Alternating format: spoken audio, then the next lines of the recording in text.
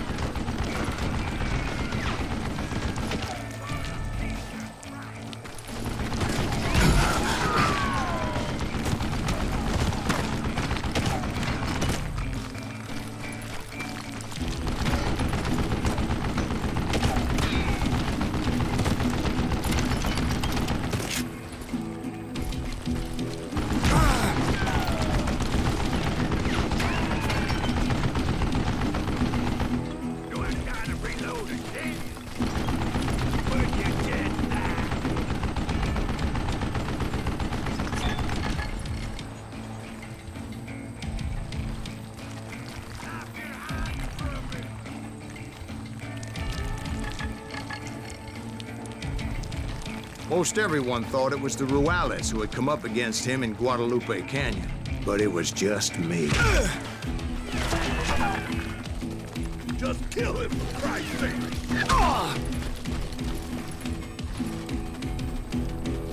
Why are you so afraid to face me, huh? Son of a bitch! I don't know how you live this long. These are good men you're killing!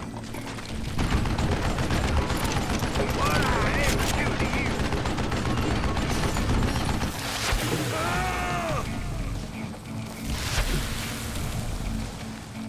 Dynamite! Goddamn boat! Gotta reload!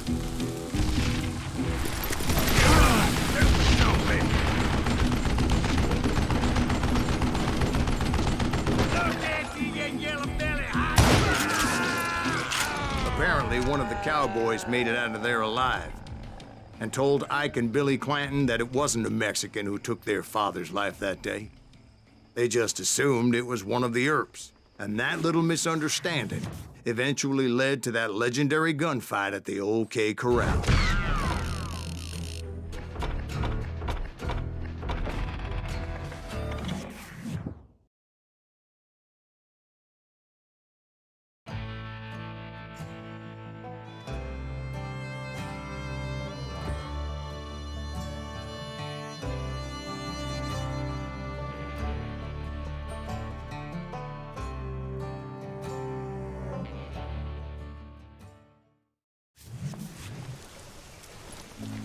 A few weeks after that dust-up at the OK Corral, I was still after Johnny Ringo. I had tracked him and the cowboys to their hideout at a sawmill, and they were loaded for bear. So, what exactly did Johnny Ringo do to piss you off? Well, him and that other bastard. Roscoe Bob Bright? Yep. They both deserve to die, and I promise I'll tell you why. First, I need to tell you about the Cowboys' new boss, Curly Bill Brocious. Earp's coming! Get ready, boys.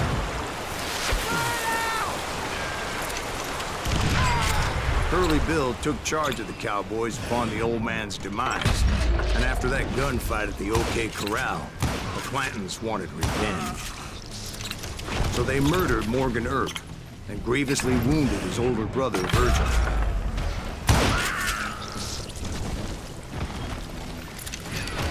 I'm done with you!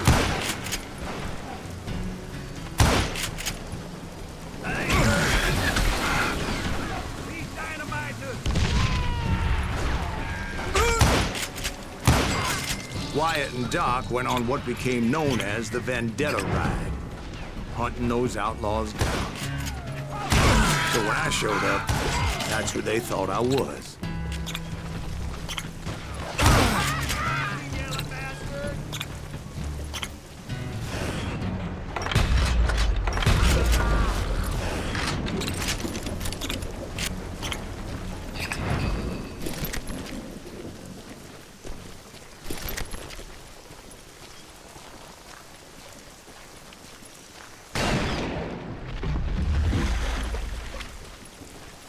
were killers around every corner, all wearing red bandanas.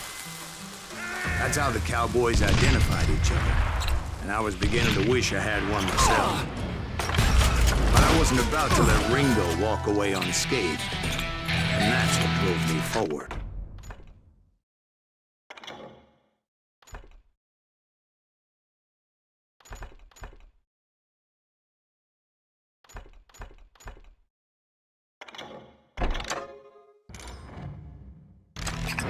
They say that Ringo was infernally fast.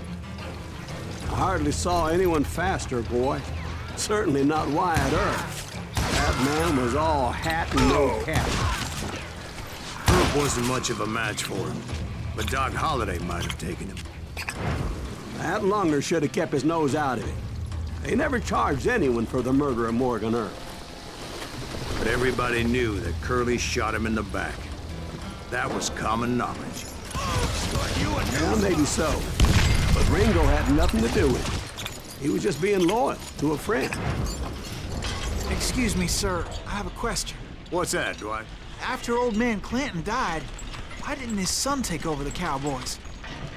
Because Ike Clanton was dumber than a box of rocks and a yellow belly to boot.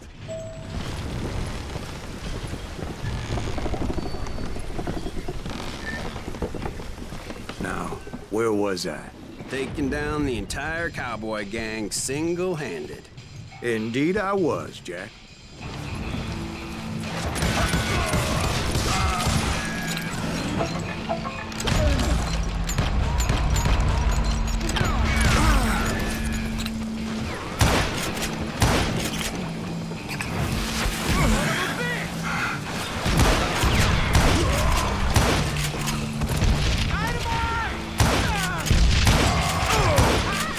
Though it wasn't easy, as those boys had good cover.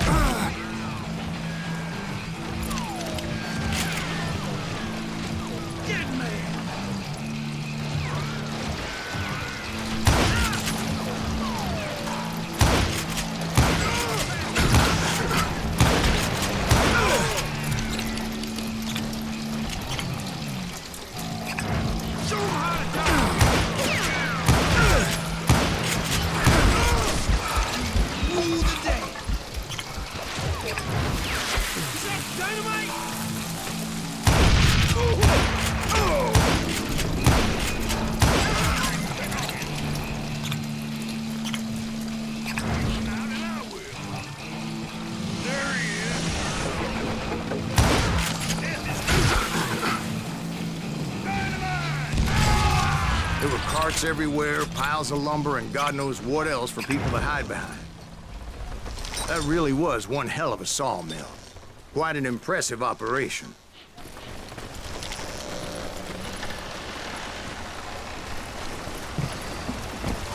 And where was Curly Bill? Did you see him?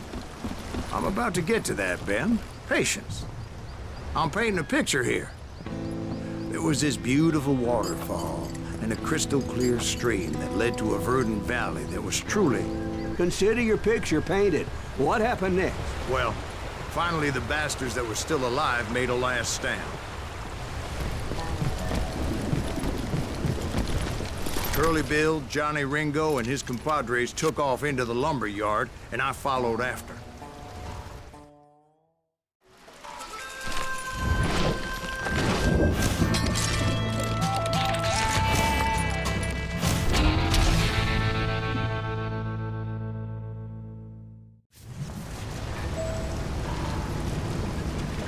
Are you saying they ran?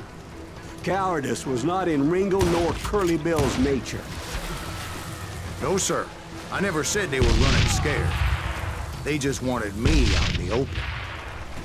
Time to dance with the devil! You working kill me, Send you to kill me? Get him, boy!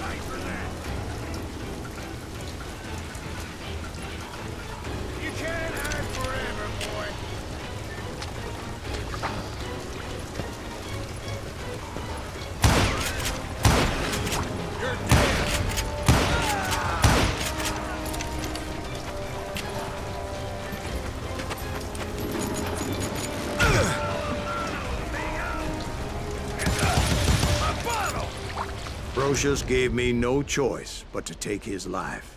But Ringo was nowhere to be found. I knew you didn't kill Ringo, because he was found dead in a different location altogether. To this day, his killer is still unknown. Indeed. Took me a few months before I finally tracked his ass to West Turkey Creek Canyon.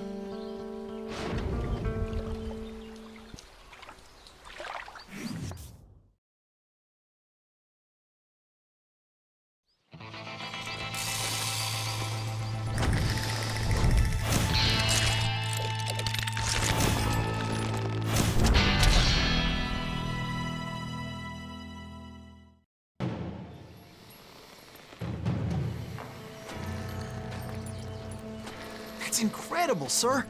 I always thought that Doc Holliday was the one that killed him.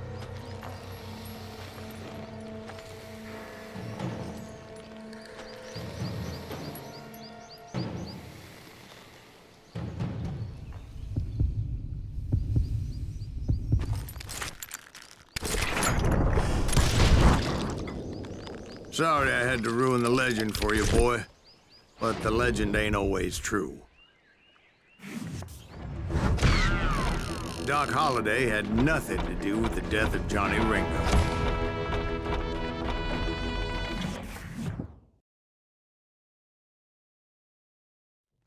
I was paid a healthy bounty for Ringo and Curly Bill, and realized there was real money to be made. That's why I went after Henry Plummer.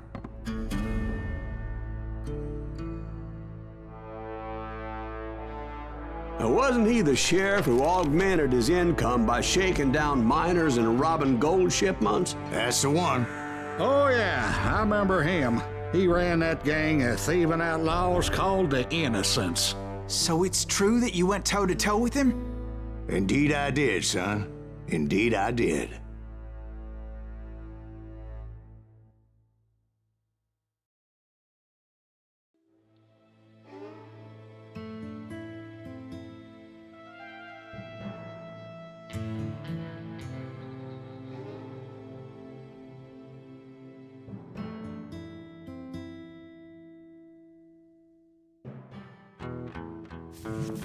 I knew I needed resources if I was going to track down Roscoe Bob Bryant, and hunting Plummer looked like a good way to get rich quick. As the local vigilantes exposed him as the leader of the bandits, and put a generous price on his head.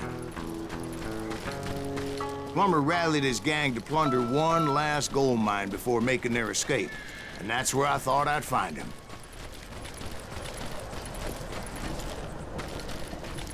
It makes me nervous, Danny. Oh, yeah? Who the hell is that then? Don't let him As my late father pointed out to me more than once, God made men, and Samuel Colt made them equal. Get out here!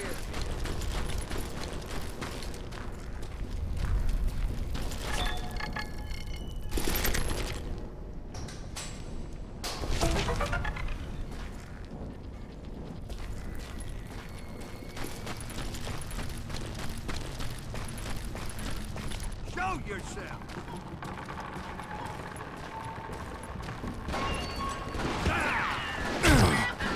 I knew that dynamite wasn't mine, so I decided the polite thing would be to return it. It was the biggest gold rush since Sutter's Mill in '48. Unfortunately, prospectors weren't the only ones drawn to those riches.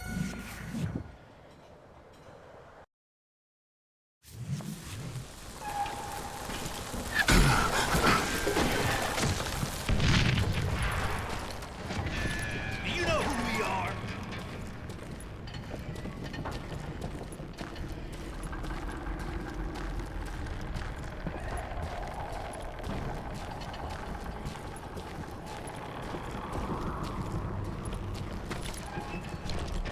Plummer wants that asshole dead.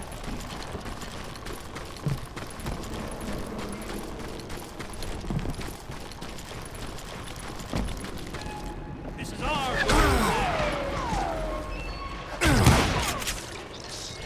There were thieves and killers, robbing travelers and hijacking gold shipments.